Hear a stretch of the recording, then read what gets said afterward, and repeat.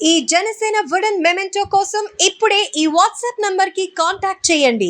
ఆంధ్రప్రదేశ్ ముఖ్యమంత్రిగా వైఎస్ జగన్మోహన్ రెడ్డి గారు 9వ తారీఖు ప్రమాణ స్వీకారం అని చెప్పి సోషల్ మీడియాలో ఎన్నో ప్రగల్భాలు పలికినటువంటి వైఎస్ఆర్సీపీ బ్యాచ్ అని మనం చెప్పకూడదు, అది పేటీఎం బ్యాచ్ ఇంకొక బ్యాచ్ అనేది మనకు తెలియదు. కానీ ముఖ్యంగా వాళ్ళేమో సోషల్ మీడియాలో ప్రమాణ స్వీకారం, అక్కడ రూమ్స్ అన్ని బుక్ అయిపోయినాయి, సముద్రం కూడా అంతా ఖాళీ లేదు, మొత్తం అంతా కూడా జనాలతో నిండిపోయింది, సముద్రంలో ఓడ వేసుకుని మరి ప్రమాణ స్వీకారం చేయడానికి జగన్మోహన్ రెడ్డి గారు రెడీ అవుతున్నారు అని చెప్పేసి వాళ్ళు చెప్పుకుంటుంటే, వైఎస్ఆర్సీపీకి సంబంధించిన మంత్రిగా ఉన్నటువంటి ఒక వ్యక్తి, ముఖ్యంగా కారుమూరు నాగేశ్వరరావు గారు అని చెప్పి తణుకు నియోజకవర్గ ఎమ్మెల్యేగా ఉన్నటువంటి కారుమూరు నాగేశ్వరరావు గారు అక్కడికి అంటే ప్రజలు కొంతమంది కొన్ని వినతులు ఇవ్వడానికి ఆయన దగ్గరికి వస్తే ఆయన అన్న మాట ఒక్కసారి మీ ముందుకు వినిపిస్తున్నాను. ఇది సోషల్ మీడియాలో ముఖ్యంగా చాలా హల్చల్ అవుతుంది.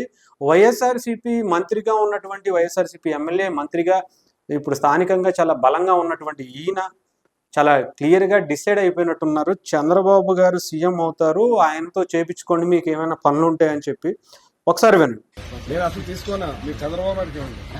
మీ వల్లే అన్ని నష్టపోతున్నాను నేను. ఈసారి కాబోయే ముఖ్యమంత్రి చంద్రబాబు గారు, మీకు ఏమన్నా ఫిర్యాదులు ఏమన్నా ఇవ్వాల్సి ఉంటే కనుక చంద్రబాబు గారికి ఇవ్వండి, నేను మీ వల్ల నష్టపోయాను, ఈసారి గెలిచేది ఆయనే కదా అన్నట్టుగా ఆయన చెప్పడం అయితే జరిగిందంట.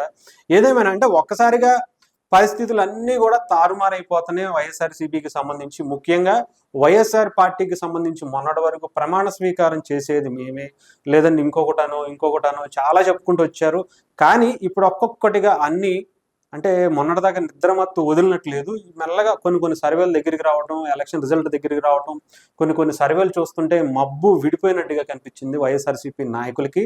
అలాగే మనందరం చూస్తున్నాం ఇప్పుడు మెల్లగా దానికి సంబంధించిన కొంతమంది ఎనలిస్టుల పేరుతో చాలామంది ఇప్పుడు యూట్యూబ్లో కావచ్చు, ఛానల్స్లో కూర్చుని గెలిచేది పవన్ కళ్యాణ్ గారు కాదు, జగన్మోహన్ రెడ్డి గారే, మరొకసారి అసలు పవన్ కళ్యాణ్ గారిని అసెంబ్లీ గేటు కూడా తాకనేమో, లేదంటే ఇంకొకటి చెప్పినటువంటి వీళ్ళందరూ కూడా ఒక్కసారిగా పవన్ కళ్యాణ్ గారి మెజారిటీ గురించి మాట్లాడటం, అసలు గెలవబోయేది ఈసారి కూటమి అని చెప్పటం, ఏదేమైనా సరే కొంత తగ్గాబోరు ఉంటుందని ఒకసారి అంటాం, ఇప్పుడు ఈసారి గెలిచేది వీళ్ళే అని చెప్పటం, ఇంకొక పక్క ఏమో వైఎస్ఆర్సీపీకి సంబంధించిన నాయకులేమో ఈసారి గెలిచేది మీరే అని చెప్పి బయటకు చెప్పుకుంటూనే లోపల మాత్రం కూటమి కోసం అని చెప్పి బెట్టింగ్లు కూడా వేస్తున్నారంట. ఏదేమైనా కానీ మొత్తానికైతే వైఎస్ఆర్సీపీకి ఈసారి మబ్బులు అన్నీ కూడా విడిపోయాయి.